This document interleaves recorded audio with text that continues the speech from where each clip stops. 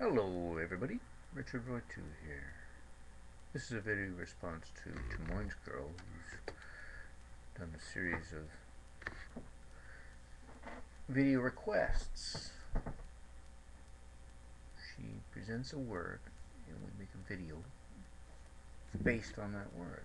And whatever interpretation we want. It can be artistic, it can be comedic, it can be serious, it can be rambling, whatever we want. It's taken me a while to respond to this one. This is a video based on the word change. And I've been thinking about it for a while. I haven't seen any video responses yet, and undoubtedly there's probably some material that I'm going to speak of that is probably already covered. Everybody knows that one of the foundations of fear is change, and people a lot of times base their entire lives around it, that fear of change. And one of the things I've found that I often do is I tend to set up routines for myself.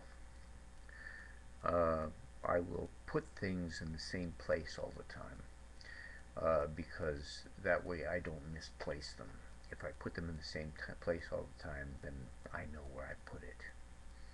My cell phone is here, although this is a relatively new thing. I don't like phones. I don't talk much on phones. Don't know why. I kind of enjoy this sort of medium here, YouTube, because I can speak after I've thought. If I so choose. I know sometimes I can get a little bit emotional. I prefer the thoughtful approach if I can manage it. But again, we set ourselves routines for the purpose. A lot of people say it's all based on fear, but it's not necessarily so. We'll set ourselves routines so that we know where everything is, so that we don't misplace things, so that we don't have to focus our efforts in mental efforts into things that are going to take up a lot of time, so that we have more time available to mentally pursue other things. I wouldn't be able to think as much as I did if I had to spend all my time chasing down all the materials that I need to keep track of all the time. I've run myself into routines simply for the sake of trying to economize on time so that I can use my time a little bit better. I've said to my brother recently, and I've noticed it before, and he seems to find himself in a similar predicament, that he'd get a lot more done. I should speak for myself. I would get a lot more done if I didn't spend so much time looking for things. It comes with the unfamiliar. When you're in unfamiliar territory, there's so many things to keep track of that it's very hard to remember where things are put. There's so many tools involved in what I'm doing right now with repairing the roof and adding a sliding door and,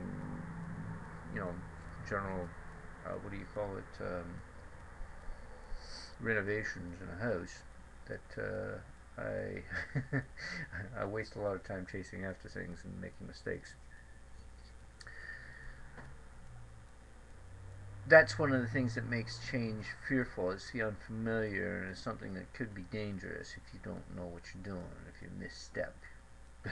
Speaking of which, I've got my foot soaking in Epsom salt right now because I went and stepped on a nail because I forgot to put my construction shoes on before I went outside to start to pick up some of the debris from the roof.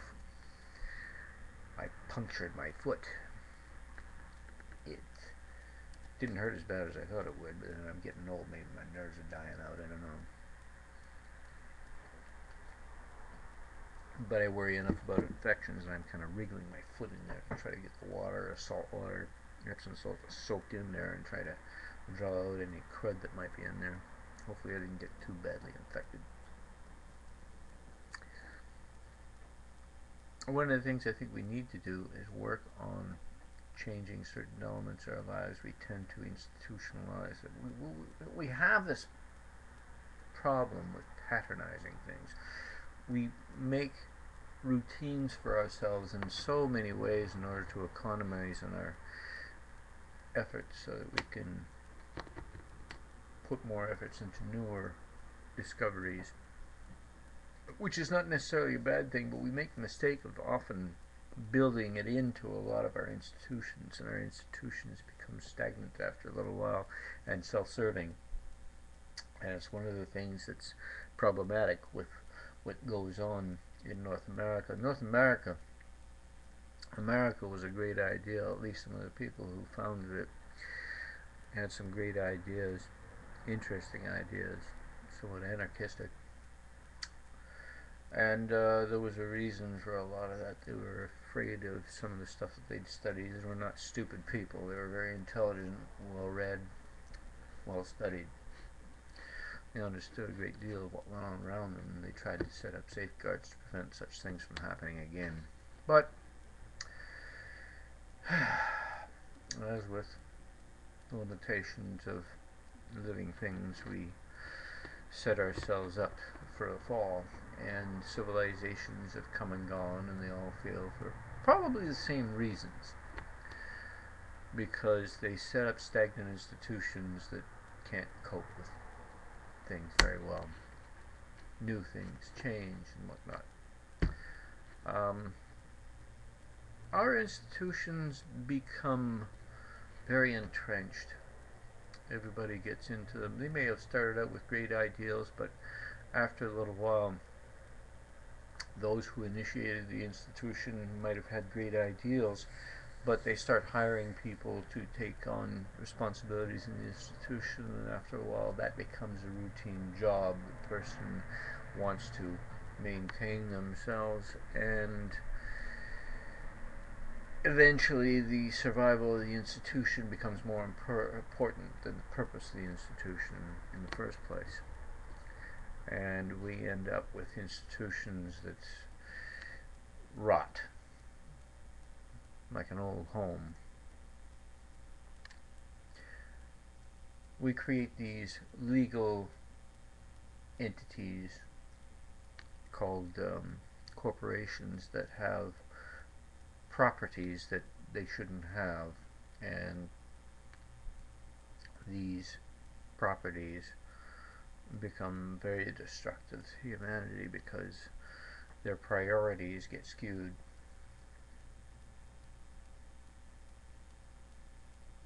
I don't know if anybody is listening to this. We really need to be careful. America hasn't been around that long.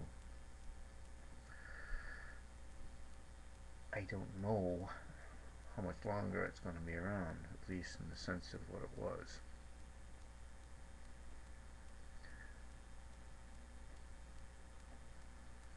It's solidifying. It's becoming self-protective, self-important.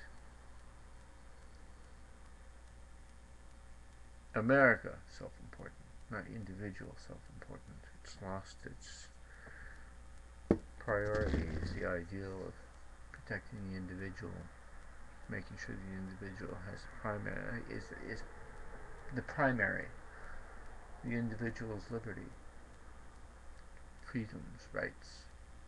These things seem to be dying in favor of protectionism, safety,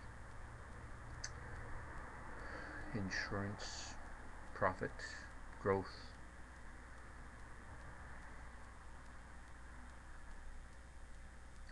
How do all those things take over and destroy the idea of individual liberty, rights, and freedoms?